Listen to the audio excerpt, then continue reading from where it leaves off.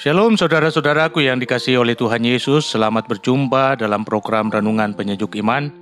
Doa dan harapan saya saudara semua ada dalam keadaan yang sehat dan suasana hati saudara hari ini dipenuhi sukacita, karena Tuhan masih memperkenankan untuk menikmati hari karunia-Nya. Saya Pendeta Joni Delima terus mengajak saudara untuk memiliki kerinduan dan kecintaan yang sama pada firman Tuhan. Dan sapaan firman Tuhan hari ini berada di bawah sorotan tema berkat bagi orang benar. Untuk pembacaan firman, marilah kita berdoa. Bapa kami yang ada di sorga, Bapa yang kami sembah dalam nama Tuhan Yesus Kristus, Bapa yang sungguh sangat baik, amat baik dan teramat baik, Bapa yang selalu peduli setiap persoalan kami, dan yang tetap setia mengasihani kami. Kami bersyukur untuk hari karunia-Mu dan kami hendak mengisi hari kami dengan kebenaran firman-Mu. Kuasailah hati kami dengan Roh Kudus-Mu, agar kami dapat mengerti dan memahami firman-Mu. Demi nama Tuhan Yesus kami berdoa. Amin. Firman Tuhan dari Mazmur 37 ayat 25-26.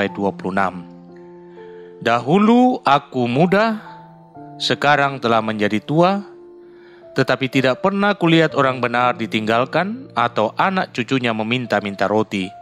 Tiap hari ia menaruh belas kasihan dan memberi pinjaman, dan anak cucunya menjadi berkat. Saudara-saudaraku yang kekasih dalam Tuhan, saya mau mengatakan kebenaran ini berdasarkan firman Tuhan, bahwa jika kita berusaha untuk hidup benar di hadapan Tuhan, maka percayalah bahwa kita akan mengalami hidup yang diberkati. Tetapi yang menjadi soal adalah apa standar yang dipakai sehingga dapat dikatakan bahwa kita itu sudah hidup benar sehingga dikategorikan sebagai orang benar di hadapan Tuhan. Tidakkah Tuhan Yesus sendiri telah mengatakan bahwa tidak ada satupun dalam dunia ini yang benar?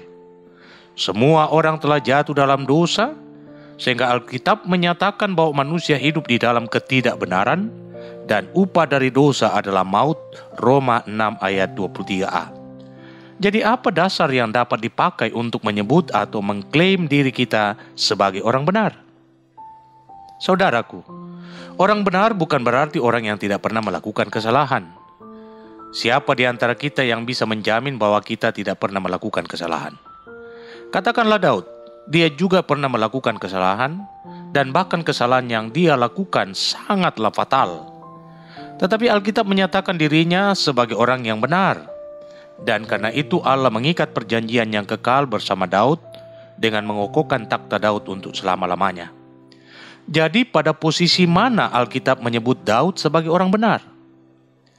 Orang yang hidup benar di hadapan Tuhan adalah orang yang memiliki hubungan yang karib dengan Allah. Disinilah Daud ditempatkan sebagai sosok yang memberikan teladan dalam hal kekariban dengan Tuhan. Sejak muda sampai jadi raja atas Israel Raya menggantikan Saul, Daud senantiasa bergaul karib dengan Tuhan. Dari sekian banyak pasal yang terdapat dalam kitab Mazmur yang juga merupakan buah karya dari Daud, menunjukkan pengalaman iman Daud bersama dengan Tuhan, dan hal itu menjadi bukti autentik bagaimana Daud membangun hubungan yang karib dengan Tuhan. Bahkan ketika Tuhan menyatakan hukuman atas dosa akibat dari kesalahan yang diperbuatnya, kadar relasi intim Daud dengan Allah tidak pernah berkurang. Karena karib dengan Tuhan, Daud dapat melihat dan merasakan sendiri bagaimana Tuhan memberkati dirinya, dan dengan itulah ia meninggalkan pesan moral kepada kita bahwa orang benar akan dipelihara oleh Tuhan dan anak cucunya akan memberkati untuk selamanya. Artinya, Tuhan tidak akan pernah meninggalkan orang yang hidup benar. Bahkan langkahnya pun ditetapkannya. Seperti yang disebutkan dalam Mazmur 37 ayat 23. Tuhan menetapkan langkah-langkah orang yang hidupnya berkenan kepadanya. Orang benar bukan hanya menerima dan mengalami kebaikan Tuhan bagi dirinya sendiri. Tetapi kebaikan Tuhan itu juga akan dialami oleh anak cucunya. Dan saya mau mengatakan hal ini, bahwa setiap orang yang percaya kepada Kristus secara de jure beroleh status sebagai orang benar. Kita dibenarkan secara cuma-cuma oleh penebusan Kristus di Kalvari. Dengan kata lain, kita diberi status sebagai orang benar semata-mata karena iman. Karena itu Tuhan mengendaki supaya kita tidak hanya dibenarkan secara status, tapi kita harus benar-benar bertumbuh dalam kebenaran. Ini membutuhkan sebuah proses yang berlangsung seumur hidup kita. Jika kita sudah bertumbuh sampai pada tingkat orang benar, maka janji berkat Tuhan pasti akan digenapi dalam kehidupan kita, dan berkat itu juga sampai kepada anak cucu kita. Orang benar adalah orang yang takut akan Tuhan. Itu diwujudkan melalui ketaatan melakukan firman Tuhan dan menjauhi segala bentuk kejahatan. Mazmur 25 ayat 12-13 mengatakan, siapakah orang yang takut akan Tuhan?